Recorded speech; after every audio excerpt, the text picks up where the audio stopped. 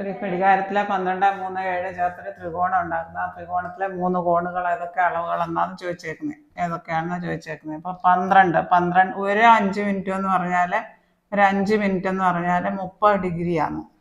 ഓരോ യൂണിറ്റും 5 മിനിറ്റ് ആണ്.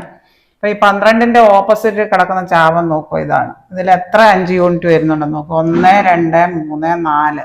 4 × 30 ഡിഗ്രി, അതായത് 120 ഡിഗ്രി.